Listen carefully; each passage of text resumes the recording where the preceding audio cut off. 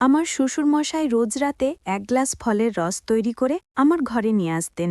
তিনি অত্যন্ত স্নেহ করে নিজের হাতে আমাকে সেই ফলের রস খাইয়ে দিতেন, আর আমিও তার এই ভালোবাসার প্রতি সম্মান জানিয়ে প্রতিদিন রাতে সেটা পান করতাম। কিন্তু এরপর প্রতিদিন সকালে ঘুম থেকে উঠে আমি দেখতাম যে আমার চুলগুলো খুব এলোমেলো হয়ে আছে, এমনকি আমার পরনের পোশাকও ভীষণ এলোমেলো অবস্থায় থাকত। আমি ঠিকমতো হাঁটতেও পারতাম না এবং আমার তলপেটে প্রায়ই একটা অদ্ভুত ব্যথা অনুভূত হতো। অনেক পরে আমি অনুধাবন করতে পেরেছিলাম যে আমার এই অবস্থার কারণ ছিল শ্বশুরমশায়ের হাতে তুলে দেওয়া সেই ফলের রস। আমার শ্বশুরবাড়ির প্রত্যেকেই নিজ নিজ পেশায় প্রতিষ্ঠিত ছিলেন। আমার শাশুড়িমা একজন ইঞ্জিনিয়ার ছিলেন এবং আমার স্বামী ও শ্বশুরমশাই দুজনেই ছিলেন অধ্যাপক। আমিও একটি বেসরকারি কলেজের অধ্যাপিকা হিসেবে কর্মরত ছিলাম এবং বিয়ের পরেও আমার চাকরিটা আমি চালিয়ে যাচ্ছিলাম। আমার বিয়েটা পরিবার থেকেই ঠিক করা হয়েছিল। আমার বাবা মা একটি ভালো পরিবার দেখে অর্জুনের সঙ্গে আমার বিয়ে দিয়েছিলেন। আমার স্বামীর নাম অর্জুন। সে তার বাড়ির একমাত্র সন্তান ছিল। যেহেতু তারা সবাই নিজ নিজ কর্মক্ষেত্রে প্রতিষ্ঠিত, অত্যন্ত শিক্ষিত এবং ধনী ছিল, তাই আমার বাবা আমার ভবিষ্যতের কথা ভেবে সেই পরিবারটিকেই বেছে নিয়েছিলেন। বিয়ের পর যখন আমি শ্বশুরবাড়ি আসি, প্রথম দিকে সবকিছুই স্বাভাবিক ছিল। আমার শ্বশুরমশাই আমাকে ভীষণ স্নেহ করতেন, এমনকি ভালোবেসে তিনি আমাকে মা জননী বলেও ডাকতেন। যদিও আমার আসল নাম রিয়া। আমাকে শ্বশুরবাড়িতে বিশেষ কোনো কাজ করতে হতো না। বাড়ির সমস্ত কাজকর্ম পুরনো কাজের মানুষ লক্ষ্মী দিয়ে একাই সামলাতেন। আমার স্বামী তাকে দিদি বলে ডাকত, তাই আমিও প্রথম থেকে তাকে লক্ষ্মীদি বলেই ডাকতাম। আমি সকালে তৈরি হয়ে নাস্তা সেরে কলেজের জন্য বেরিয়ে পড়তাম। আমার স্বামী আর শ্বশুরমশাইও একই সময়ে বেরিয়ে যেতেন। ওদিকে আমার শাশুড়ির যখন কোনো সভা থাকত, তখন তিনিও বাড়ি থেকে বেরিয়ে যেতেন। সেই সময় পুরো বাড়িটা লক্ষ্মীদি দেখাশোনা করতেন। বিয়ের মাত্র 2 মাসের মাথায় আমি অন্তঃসত্ত্বা হয়ে পড়ি। আমার গর্ভবতী হওয়ার সংবাদ শুনে আমার শাশুড়ি সবচেয়ে বেশি আনন্দিত হয়েছিলেন। আমার স্বামীও খবরটা শুনে ভীষণ খুশি হয়েছিল। আমার গর্ভবতী হওয়ার খবর পেয়ে অর্জুন বেশ কিছু শিশুর ছবি কিনে এনেছিল। সে আমাকে বলেছিল এই ছবিগুলো যেন আমি আমাদের ঘরের দেওয়ালে টাঙিয়ে রাখি, যাতে প্রতিদিন সকালে ঘুম থেকে উঠে আমি ওই সুন্দর শিশুদের মুখগুলো দেখতে পাই। তার বিশ্বাস ছিল এতে নাকি আমাদের সন্তানও খুব সুন্দর হবে। তবে সেই ছবিগুলোর প্রত্যেকটিই ছিল ছেলে শিশুর। আমার স্বামী আমাকে প্রচণ্ড ভালোবাসত, কিন্তু সেদিন আমি তার আসল রূপ দেখেছিলাম। যেদিন সে সন্তান নিয়ে আমার সঙ্গে তুমুল বিবাদ শুরু করেছিল।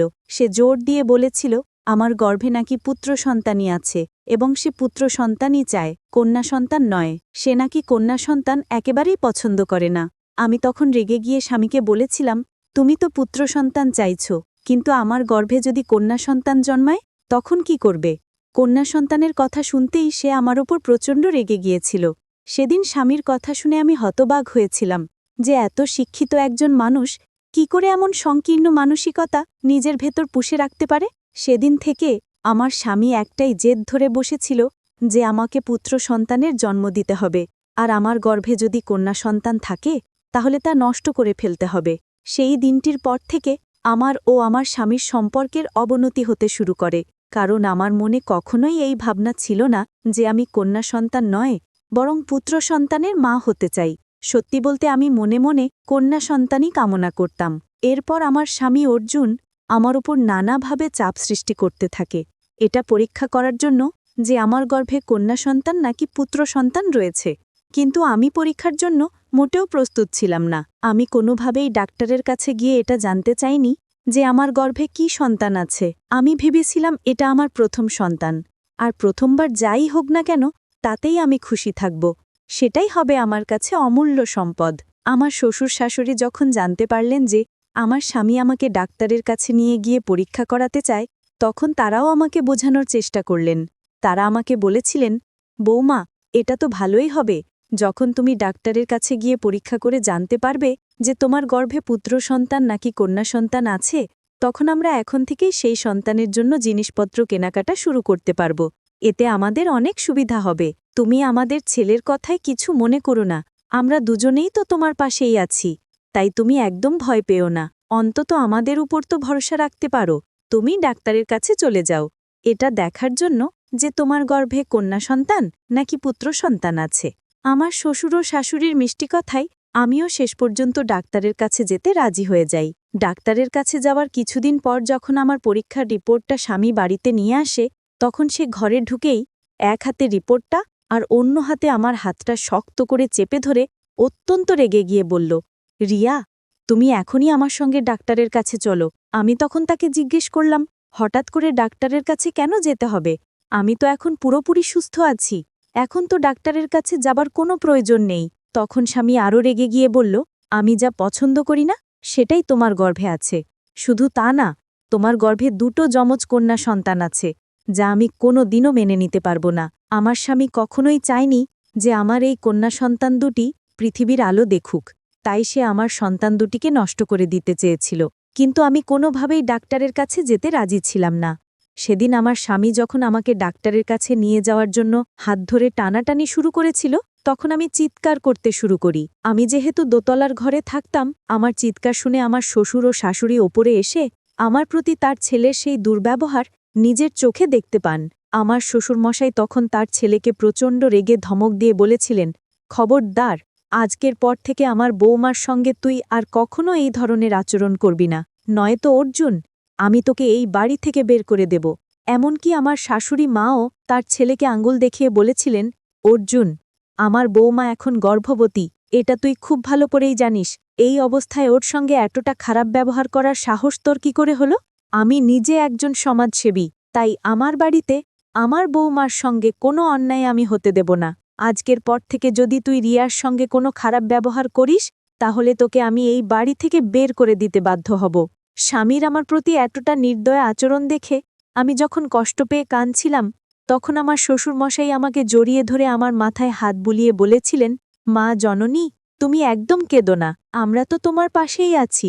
আজকের পর থেকে আমি নিজে তোমার দেখাশোনা করব।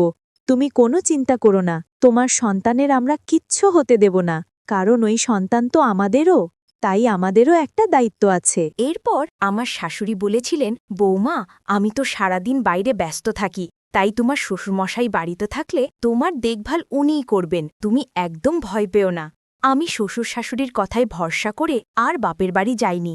না হলে আমি তো ভেবেই নিয়েছিলাম যে আমার স্বামী অর্জুন যেহেতু আমার সন্তান দুটিকে গ্রহণ করবে না, তাই আমি বাপের বাড়ি চলে যাব।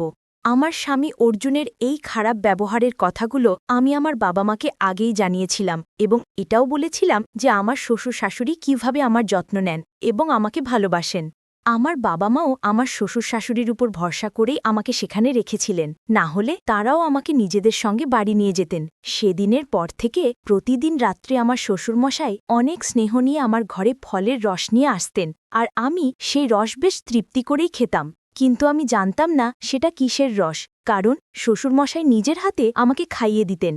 শুধু তাই নয়, তিনি বলেছিলেন, রিয়া, তোমাকে নিচে নামার কোনো দরকার নেই, বাড়ির সব কাজ বাড়ির মানুষেরা করে নেবে, তুমি শুধু ওপরে থেকে নিজের আর তোমার সন্তানের খেয়াল রাখো। শ্বশুরমশায়ের কথা শুনে আমিও ওপরের ঘরেই থাকতাম, যা প্রয়োজন হতো লক্ষ্মীদেরকে ডেকে বলতাম। ওদিকে আমার স্বামী তো সেই দিনের পর থেকে আমার ঘরে থাকা তো দূরের কথা, আমার সঙ্গে কথাই বলা বন্ধ করে দিয়েছিল। সে আমার মুখ দেখবে না বলে নিচের তলার একটা ঘরে থাকতে শুরু করেছিল, আর আমার শ্বশুরমশাই সকালের নাস্তা থেকে শুরু করে রাতের খাবার সবকিছুই নিজের হাতে আমার জন্য নিয়ে আসতেন এবং আমাকে অনেক যত্ন করে খাইয়ে দিতেন। এভাবে প্রায় এক সপ্তাহ চলার পর কেন জানি না রাতের বেলা শ্বশুরের হাত থেকে সেই ফলের রস খাওয়ার পরদিন সকালে আমার শরীরটা খুব খারাপ লাগত।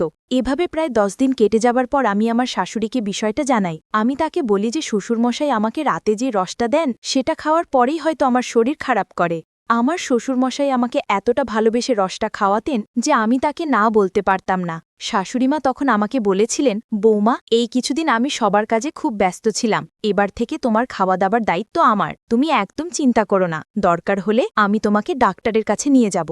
পরের দিন সকালে যখন আমি নিজের ঘরে বসেছিলাম, তখন নিচ থেকে হঠাৎ আমার শ্বশুর ও শাশুড়ির চিৎকারের শব্দ শুনতে পাই। তাঁরা দুজনে একটি পেঁপে নিয়ে তুমুল ঝগড়া করছিলেন। আমি কিছুই বুঝতে পারছিলাম না যে হঠাৎ করে তাদের মধ্যে কেন এত ঝামেলা শুরু হলো। কিছুক্ষণ পর আমার শাশুড়ি দ্রুত পায়ে ওপরে আমার ঘরে এসে দরজাটা বন্ধ করে দিলেন এবং আমার হাত ধরে বিছানায় বসিয়ে বললেন, রিয়া, তুমি এক্ষুনি তোমার বাবা মাকে ফোন করে এখানে আসতে বলো, আমাকে এখান থেকে নিয়ে যাওয়ার জন্য। আমি তখন খুব ভয় পেয়ে আমার শাশুড়ি মায়ের হাত ধরে বললাম, মা, আমার ভীষণ ভয় করছে, আপনার আর বাবার মধ্যে কি নিয়ে ঝামেলা হয়েছে, আমাকে খুলে বলুন। আমার শাশুড়িমা তখন আমাকে যা বলেছিলেন তা শুনে আমার পায়ের নিচের মাটি যেন সরে গেল। আমি তার কথা শুনে ভয় হতবিম্ব হয়ে দ্রুত আমার বাবা মাকে ফোন করে আমার শ্বশুরবাড়িতে আসতে বলি, আমাকে সেখান থেকে নিয়ে যাবার জন্য। আমার শাশুড়িমা বলেছিলেন, রিয়া, তোমার শ্বশুরমশাই প্রত্যেক রাতে তোমাকে পাকা পেঁপের শরবত খাওয়াতেন, ওই জন্যেই তোমার শরীর খারাপ করত। আর পাকা পেঁপের শরবত তোমাকে কেন খাওয়ানো হতো সেটা তুমি নিশ্চয়ই বুঝতে পারছ। শাশুড়ির কথা শুনে আপনারাও হয়তো চমকে উঠেছেন। হ্যাঁ, আমার শ্বশুর প্রত্যেক রাতে আমাকে পাকা পেঁপে শরবত করে খাওয়াতেন, যা আমি জানতেও পারিনি। শুধু তাই নয়, সকাল থেকে রাত পর্যন্ত প্রত্যেকটি খাবারের সঙ্গে তিনি পেঁপের কিছুটা অংশ মিশিয়ে দিতেন। আমার শ্বশুরমশাই কেন আমাকে পেঁপে শরবত খাওয়াতেন তা হয়তো আপনারা এতক্ষণে বুঝতে পেরেছেন। আসলে আমার শ্বশুরমশাই তার ছেলের সঙ্গেই হাত মিলিয়েছিলেন, যা আমি বা আমার শাশুড়িমাও ঘূর্ণাক্ষরে টের পাইনি। আমি তো ভাবতেও পারিনি যে আমার শাশুড়িমা আমাকে এতটা সাহায্য করবেন। শ্বশুরের আসল উদ্দেশ্য জানার পর আমার পৃথিবীটা যেন দুলে উঠেছিল, কারণ আমার শাশুড়িমা নিজের চোখে দেখেছিলেন যে আমার শ্বশুর কিভাবে নিজের হাতে আমার জন্য পাকা পেঁপে শরবত তৈরি করছিলেন।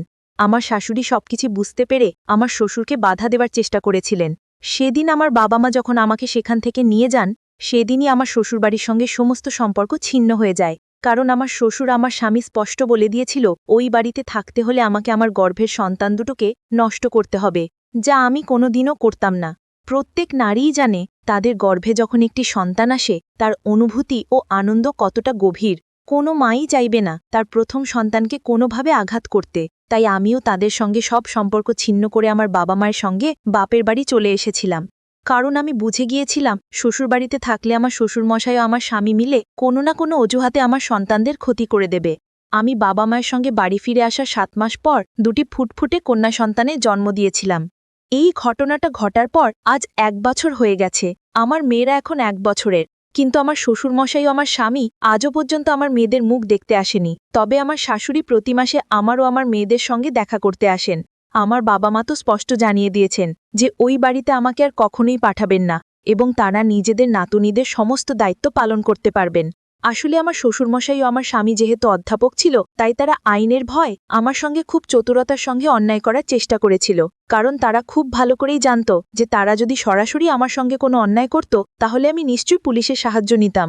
তাই আমার শ্বশুর চালাকি করে তার ছেলের পক্ষ নিয়ে আমাকে নিজের মিথ্যে ভালোবাসার জালে ফাঁসিয়ে আমার মেয়ে দুটোর ক্ষতি করতে চেয়েছিল। এখন আমি শুধু বেঁচে আছি আমার মেয়ে দুটোর মুখ দেখে। তারা দুজনে যখন আমাকে মা বলে ডাকে তখন আমার জীবনের সব দুঃখ কষ্ট দূর হয়ে যায়। আমি ওই ধরনের পরিবারের মানুষদের সঙ্গে থাকতে চাই না, যারা মেয়েদের তুচ্ছ নিচু চোখে দেখে। তার থেকে অনেক ভালো আমি সারা জীবন আমার দুটো মেয়েকে নিয়েই কাটিয়ে দেব। বন্ধুরা, আজকের গল্পটি এখানেই শেষ করছি। গল্পে কোনো ভুল ত্রুটি থাকলে ক্ষমা করে দেবেন।